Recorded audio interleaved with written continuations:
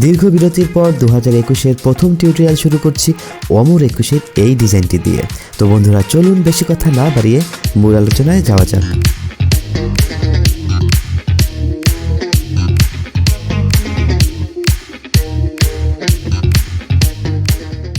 Welcome back বন্ধুরা, আশা করছি সবাই ভালোই আছেন। আমিও আপনাদের ভালোবাসায় ভালোই আছি। আশা করছি 2021 সাল আপনাদের খুব ভালোই কাটছে। অনেক দিন যাবত আপনাদের মাঝে কোনো ভিডিও দেওয়া হয়নি বিভিন্ন ব্যস্ততার কারণে।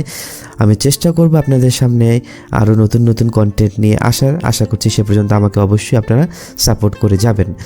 তো যাই হোক, সামনে 21শে ফেব্রুয়ারিকে মাথায় রেখে আমি আপনাদের জন্য এই ডিজাইনটি তৈরি করেছি, যাতে করে আপনারা এই ডিজাইনটি আপনাদের কাজেও ব্যবহার করতে পারবেন। ডিজাইনটির ডাউনলোড লিঙ্ক আমি ডেসক্রিপশনে দিয়ে দেবো, সেখান থেকে সেটি ডাউনলোড করে নেবেন। এবং এরপরে যদি কোনো প্রশ্ন থাকে বা ডিজাইন সংক্রান্ত কোনো সমস্যা থাকে, আমাদের ডিজাইন পিপল গ্রুপটিতে অ্যাড হয়ে যেতে পারেন, অথবা আমার ফেসবুক পেজে আপনারা আমাকে মেসেজ দিতে পারেন। তো বন্ধুরা দেখতে পাচ্ছেন, ডিজাইনটি দেখে মনে হতে পারে অনেক জটিল একটি ডিজাইন, কিন্তু এটি কিন্তু খুব সহজে কয়েকটি স্টেপের মাধ্যমে আমি করেছি। তো সেই স্টেপগুলি আজকে আমি সংক্ষেপে আপনাদের মাঝে তুলে ধরার চেষ্টা করব। আশা করছি ভিডিওটি দেখে আপনারা উপকৃত হবেন, এবং ভিডিওটি ভালো লাগলে অবশ্যই এটি আপনার বন্ধুদের মাঝে শেয়ার করে দিবেন এবং আমাকে কমেন্ট করেও জানাবেন। তো প্রথমেই আমি একটি ডকুমেন্ট নিয়ে নেব, যেহেতু এটি আমি 1920x1080 অর্থাৎ ইউটিউবের থাম্বনেল সাইজে করব। তো এরকম একটি ডকুমেন্ট আমি নিয়ে নেব।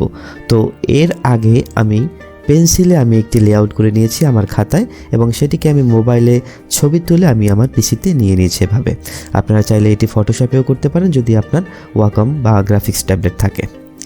তো এটিকে আমি পরবর্তীতে সেই ডকুমেন্টটিতে নিয়ে বরাবরের মতোই এটিকে আমি এমড করে নিব, যাতে করে এই ইমেজটি আমার ফাইল থেকে মিসিং না হয়ে যায়। এবং এর পরবর্তীতে এটিকে একটু ছোট করে অবজেক্টে গিয়ে এটিকে লক করে দেব। এর শর্টকাট কি হচ্ছে Ctrl+2। ফলে কি হবে, এটি আমার আর্টবোর্ড থেকে আর নড়বে না। তো এটি মূলত পাতের সুবিধার জন্য করা। পরবর্তীতে আমি পেন টুলের মাধ্যমে আমার এই ড্রয়িং বরাবর স্ট্রোক দিয়ে এটিকে আমি পাত করব। পেন টুল নিয়ে যদি আপনাদের কোনো প্রবলেম থাকে, আমার একটি পেন টুলের ভিডিও রয়েছে, সেই ভিডিওটি দেখলে আশা করছি পেন টুল নিয়ে কোনো প্রবলেম থাকবে না। তো আমি এখানে আপনাকে একটি বর্ণ করে দেখাচ্ছি, এবং বাকিটা আপনারা নিজেদের মতন করে নেবেন। কেননা পুরো প্রক্রিয়াটি যদি আপনাদের এখানে দেখাই, তো সেটি অনেক সময় সাপেক্ষ বিষয় হবে। তো আশা করছি এইভাবে আপনারা পেন টুলের মাধ্যমে পুরোপুরি অংশটা আপনারা করে নিতে পারবেন।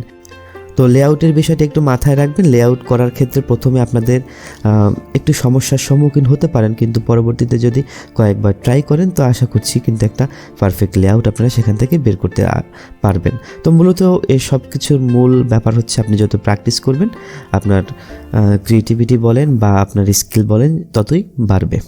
তো এইভাবে পেন টুলের মাধ্যমে আমি কিন্তু এইভাবে পুরো লেখাটিকে আমি পাত করেছি, এবং এটিকে আমি পাথ ফাইন্ডারে গিয়ে প্রথম অপশন ইউনিটে ক্লিক করে এটিকে আমি একটি অবজেক্টে পরিণত করে নিলাম।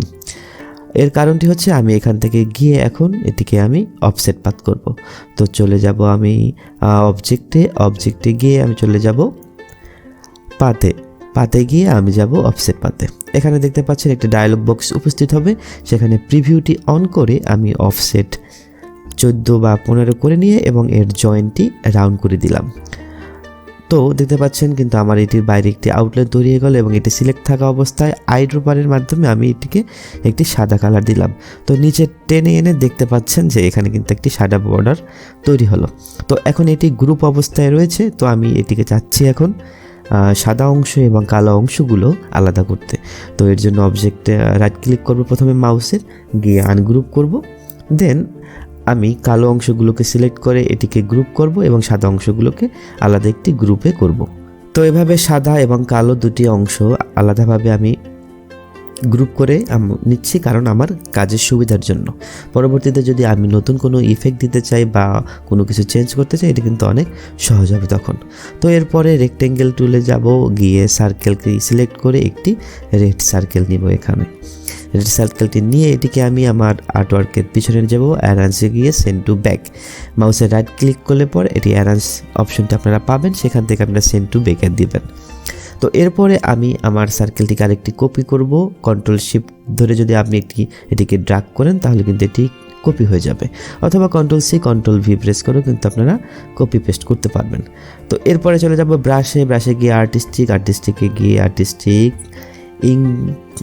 আর্টিস্টিক চারকোল পেন্সিল এবং এখান থেকে আমি একটি ব্রাশ সিলেক্ট করে এই সার্কেলের স্ট্রোকটি একটু চেঞ্জ করে নিব, কারণ আমি চাচ্ছি যে আমার এই সার্কেলের বাইরের অংশটি একটু আর্টিস্টিক থাকুক, অর্থাৎ পুরোপুরি ফ্ল্যাট সার্কেল না থেকে একটু ব্রাশ স্ট্রোক থাকুক। তো এর জন্য আমি ব্রাশের স্ট্রোকটি একটু বাড়িয়ে নিয়ে আমি এটিকে আমার পজিশন মতো রাখলাম, রেখে আমি এই স্ট্রোকটিকে অবজেক্টটিকে এক্সপ্যান্ড করে নিব যাতে এটি একটি অবজেক্টে পরিণত হয়, এবং এটি দুটিকে সিলেক্ট করে অর্থাৎ আমার সার্কেলটি এবং স্ট্রোকটিকে সিলেক্ট করে পাথফাইন্ডারে গিয়ে আমি এরপরে একটি অবজেক্টে পরিণত করে নিলাম।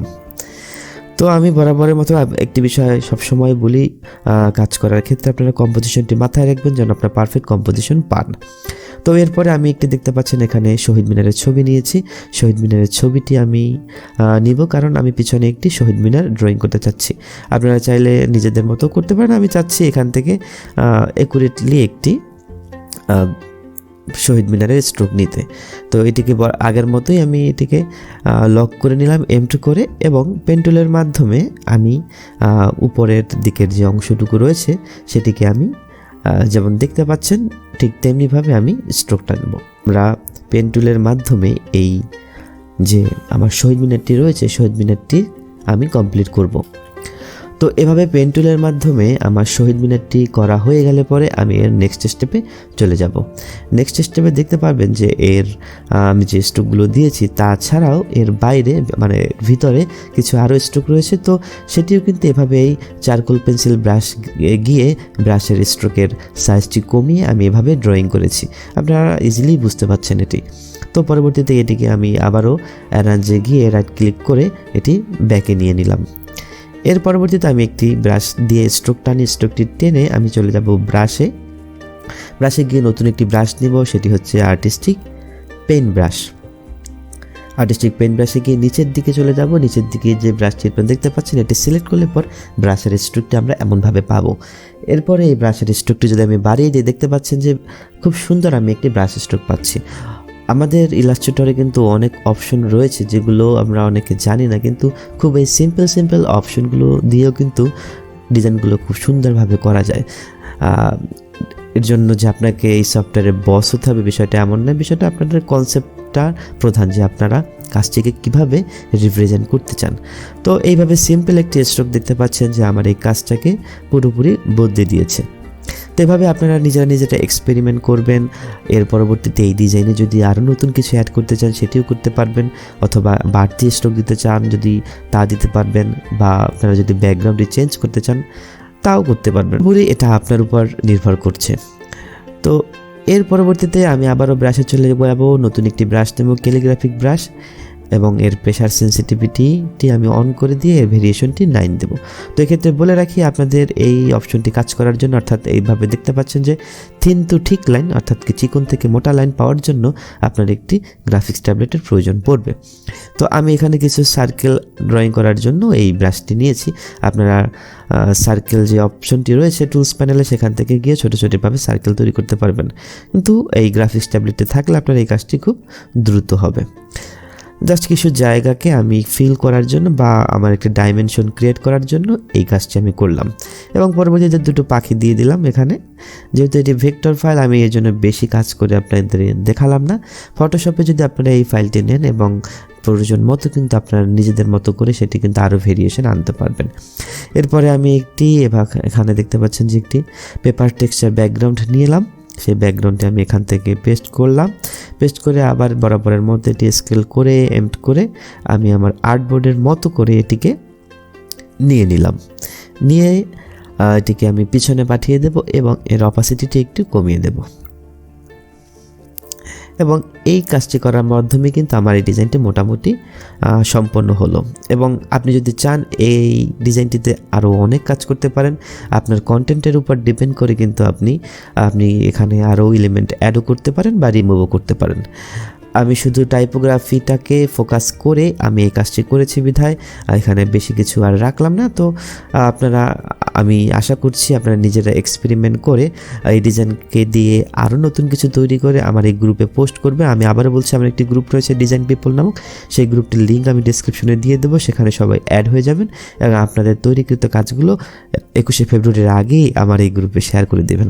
আমি দেখব আপনারা কে কতটুকু এই ডিজাইনকে নিয়ে আরও নতুনভাবে ভেবেছেন বা আপনার ভাবনা চিন্তার জায়গা কতটুকু। তো আশা করছি ভিডিওটা আপনাদের ভালো লেগেছে এবং আমি বক একবার শুরু করলে থামি না, তো সরি ফর দ্যাট। এবং পরবর্তীতে অন্য কোনো ভিডিও নিয়ে আপনাদের সামনে হাজির হব।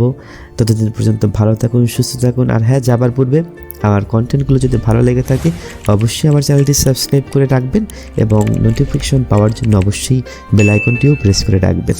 ধন্যবাদ সবাইকে, ভালো থাকবেন, সুস্থ থাকবেন।